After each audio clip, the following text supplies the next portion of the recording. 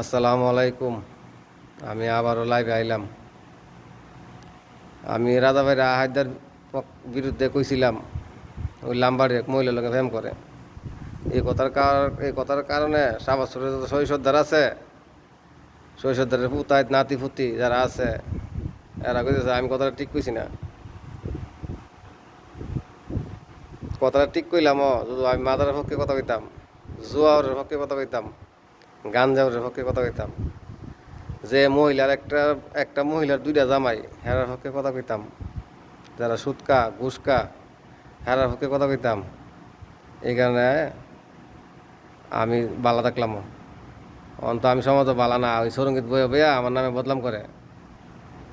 আরে ঘুষকুরির তাই তোরা ইট মিলেগা বাড়ব, অথবা যোগালি কাম কর, আইলে মুনি দিয়া ঘুষ না আয়া সৎ বিচারস, সৎ বিচারস মাজারে গিয়া গিয়া সেজা দিবে, গান গাইবে, আর জোয়া হেলবে, গাঞ্জা আইবে, পরকিয়া করবে। এটা সৎ হুন্ডি। আমি যতটা কথা কইছি এটা দেখা একটাও পুরানো নাই। আমার সমালোচনা করে আর মেসেঞ্জারে আমার ফোন দেয় ওই মাইজ বান্ডার থেকে, ওই কুলাঙ্গারের দল গলে আমার এনতে ফোন দেয়, তোরা বেড়াইলে লাইবে আমার বহাবি কর, পারলে আমি উত্তর দিমু। আর মামলা হামলার হুমকি দেয় আমারে।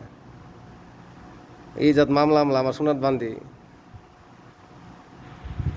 এক রাইতে একদিনে মামলা করু, আর এক রাইতে সব ধরাম বেশি ফাইজলামি শুধাইলে পরকের হোতায়।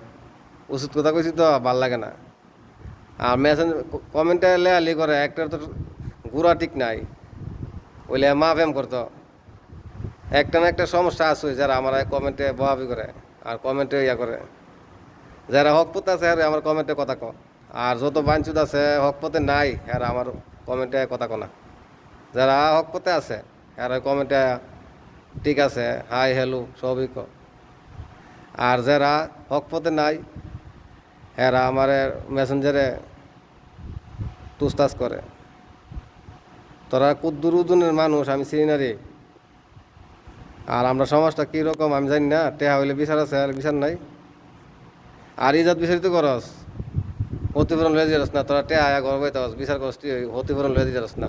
বহুত তোর তো ক্ষতিপূরণ লয়ে দিস না, মিলে দিবস না তো ক্ষতিপূরণ লইবে। তোরা ঘুষ খাই ভাড়া ফ্যাট ভরস।